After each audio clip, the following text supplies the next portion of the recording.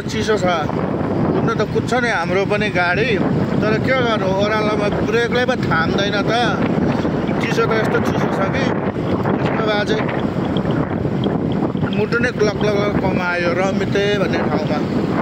तर के गर्नु यस्तो छ चिसो म अहिले बल्ल हुसे हटो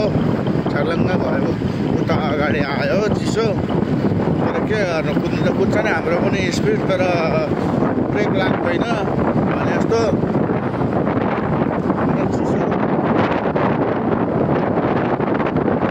चिसो भयो पछाडि केटाहरू आउँदैछन् तर कहाँ आउँदैछन् थाहा छैन रमितेको यस्तोमा हिँडिरहेको डाँडामा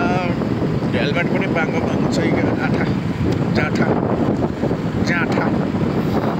तल यस्तो चिसो छ जाडोले मारो कमायो ज्याकेट नलाइकन आएको गाइज यस्तो चिसो छ होइन अब नेपालीको बोली यस्तै हो गोर्खालीको बोली हो अलिअलि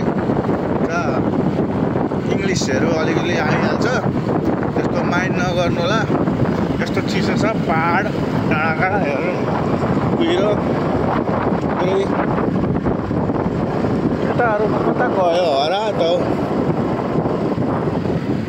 केटाहरू हरायो अब तल म रोकेर देखाउँछ त तपाईँलाई ल तल अब हेर्नु न यहाँ यस्तो छ चिसो पुरा कुहिरो लागेको छ यहाँ तल तराई चाहिँ यस्तो देखिँदैछ हेर्नु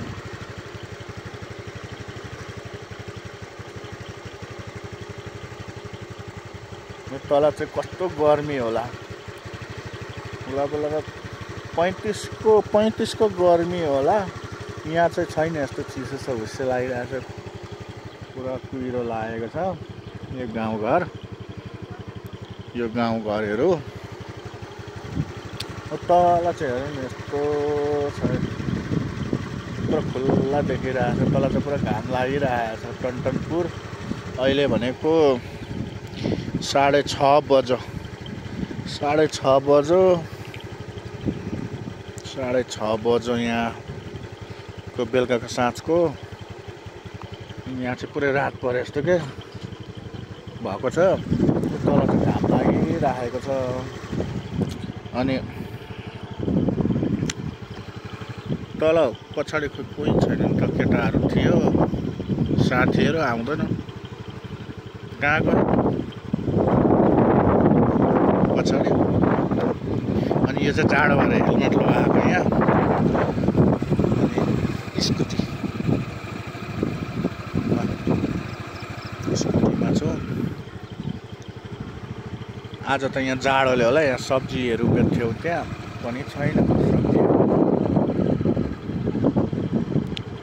ल गाइस यति नै भन्दै लाग्यो फेरि हिँड्यो एकदम चिसो मुटु नै लग काम नै बनायो स्कुटीमा खुल्ला अब कार भएको त यस्तो कार भए त दामी हुन्थ्यो अब एसी हिटर लगाएर छैन गरिब दुखी पर्यो के गर्नु यहाँ भलिबल खेल्दैछन् भाइहरू तर भलिबल हान्दैछन् होइन अनि म चाहिँ पुरा तपाईँहरूलाई एकदम यो रमितेको बाटो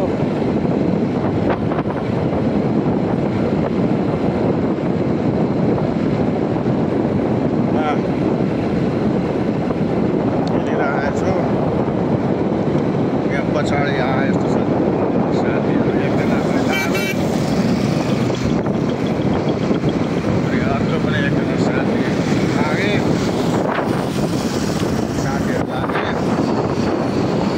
अर्को एउटा बिप्लाटो थियो कता गयो त्यो बिप्लाटे दुईजना चाहिँ 3जना अगाडि गए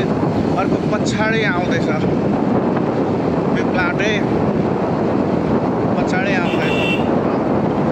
यसरी पछाडि आउँछ यो पनि हिँड्नु बिस्तारै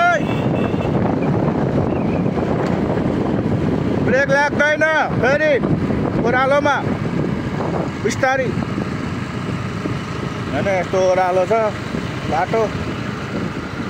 अनि स्पिड कुदाउँछन् 70-80 को स्पिडमा हिँड्छन् साथीहरू उपर पुगे बिस्तारै हिँड भनेको सुन्दैन के गर्नु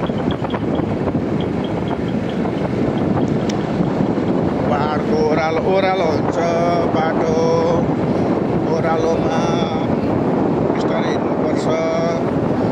ओह्रालोमा ब्रेकले थाम्दैन गाडी घोडाहरू भयो स्पिड कुदाउँदाखेरि घाममै आउँछ ज्यान पनि जान्छ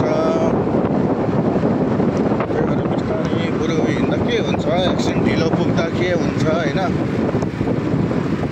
ढिलो बरु हिँड्ने जति ढिलो गयो त्यति छिटो पुगिन्छ जति छिटो गयो त्यति ढिलो पुगिन्छ भन्थे उहिलेको पुरा पाकाहरूले हामी अहिले शनिबारे भन्ने ठाउँमा आइपुग्यौँ माथि आइतबारेबाट शनिबारे ठाउँमा म त बिस्तारै जान्छु हतार गर्दिनँ बरु बेलुका 10 बजे पुगियोस् मतलब भएन घर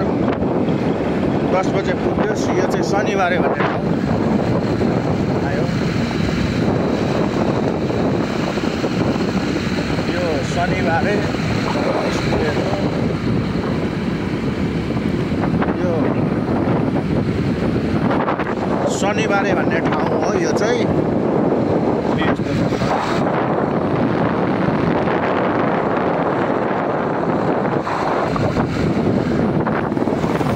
शनिबारे भन्ने ठाउँ यो चाहिँ यहाँ गाडीहरू घुम्न कति मान्छेहरू आइछन् घुम्न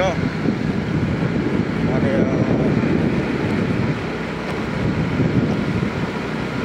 अब हामी सिधै तल झर्दैछौँ दमक झर्दैछौँ यहाँ माथि मात्रै होटलहरू अब यहाँदेखि चाहिँ अलिकति ओह्रालो छ अब यस्तो ठाउँ छ अब एउटातिर हुँदैन यो चाहिँ झन्डी डाँडा भन्छ